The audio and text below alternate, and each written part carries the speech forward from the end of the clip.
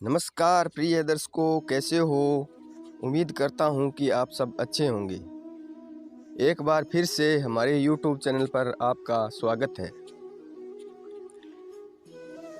आज की वीडियो में मैं बताऊंगा कि मृत्यु के समय आत्मा शरीर के किस अंग से बाहर निकलती है। तो हमारे वीडियो के अंत तक बने रहना और हमारे YouTube चैनल को सब्सक्राइब कर लेना ताकि आगे की वीडियो आप तक पहुंच सके। प्रिय दर्शकों, आपने कभी अपनी आंखों के सामने किसी मृत व्यक्ति या किसी की मृत्यु होते हुए ज़रूर देखे होंगे और वहां मौजूद लोगों को यह भी कहते हुए सुना होगा कि इसकी मृत्यु हो गई। मगर क्या आपने कभी यह सोचा है कि जिस इंसान की मृत्यु हो जाती है उसके जीवात्मा शरीर के किस ओर से बाहर निकलती है? अगर आप लोग इस सवाल का उत्तर नहीं जानते हैं तो आज हम लोग इसी के बारे में जानेंगे, जिसका उत्तर हमें हिंदू धर्म के 18 पुराणों में से एक गरुड़ पुराण में मिलता है। तो चलो शुरू करते हैं आगे की वीडियो और जानते हैं मृत्यु के समय आत्मा शरीर के किस अंग से बाहर निकलती है। जैसा कि हम लोग सभी जानते हैं कि मृत्यु जीवन का एक परम सत्य है जो हर किसी को स्वीकार करना पड़ता है। जो व्यक्ति इस सच को स्वीकार कर लेते हैं वह मृत्यु के भय से मुक्त हो जाते हैं। गरुड़ पुराण के 9वें अध्याय में वर्णित कथा के अनुसार मनुष्य के मुख, दोनों नेत्र, दोनों नाक के छिद्र, दोनों कान, यह 7 द्वारों के छिद्र ऐसे बताए गए हैं जिनमें पुण्य आत्माओं के प्राण निकलते हैं। इसके अलावा अगर आपने ध्यान दिया हो तो मरते हुए व्यक्ति के सबसे पहले पैर ठंडे होते हैं, उसके बाद घुटने के नीचे का हिस्सा। ऐसे करते करते धीरे धीरे उस व्यक्ति का पूरा शरीर ठंडा पड़ने लगता है, मानो जैसे ऊर्जा सिमट रही हो, और अतंत यह संपूर्ण चेतना सिमटी हुई एक चक्कर पर आकर एकत्रित हो जाती है, जिस चक्कर पर आप सबसे ज़्यादा जीवन व्यतीत किए हो।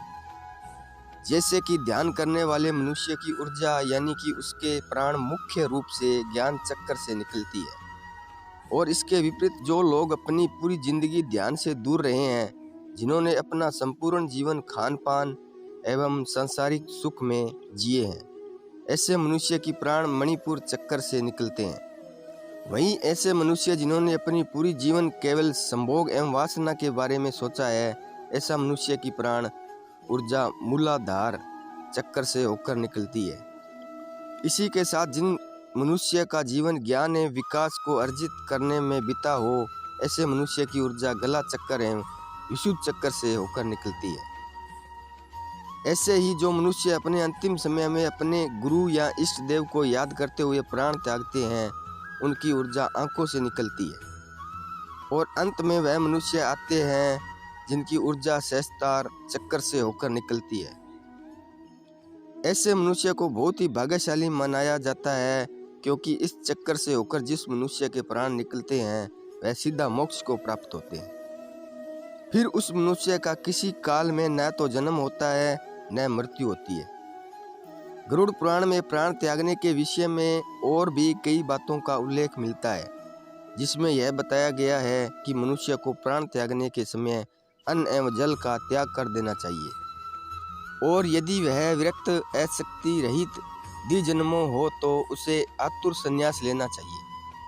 आतुर संन्यास से अभिप्राय है एक ऐसा संन्यास जो सांसारिक दुखों से छूटने के लिए जल्दी ग्रहण किया जा सकता है। प्राण को गले तक आने तक जो मनुष्य मैंने संन्यास ले लिया है ऐसा बोलता है, वह मृत्यु के बाद विष्णु लोक को प्राप्त होता है, और ऐसे मनुष्य का जन्म दोबारा इस धरती पर नहीं होता है।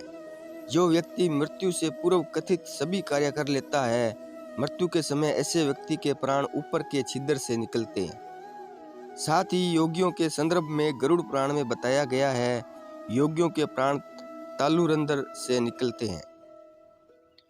मानव शरीर 5 भूतों से मिलकर बना हुआ है, जो इस प्रकार है: धरती, आकाश, अग्नि, वायु, जल। मृत्यु के पश्चात यह शरीर का देह संस्कार होने के बाद इन्हीं 5 तत्वों में मिल जाते हैं, और शरीर में उपस्थित आत्मा उस परमात्मा का अंश होता है जो अपने कर्मों के अनुसार कुछ परमात्मा को प्राप्त कर लेते हैं, कुछ अपने कर्मों के अनुसार जन्म मृत्यु के चक्कर को पुनः प्राप्त हो जाते हैं। जो नए शरीर को धारण करने के लिए अपने कर्मों के अनुसार अलग अलग प्रकार की योनियों में जन्म लेते रहते हैं। तो प्रिय दर्शकों, आज की वीडियो कैसी लगी? आपको अच्छी लगी हो तो हमें कमेंट कर ज़रूर बताना। मिलते हैं अगली वीडियो में, तब तक अपना ख्याल रखना। जय श्री कृष्णा, धन्यवाद।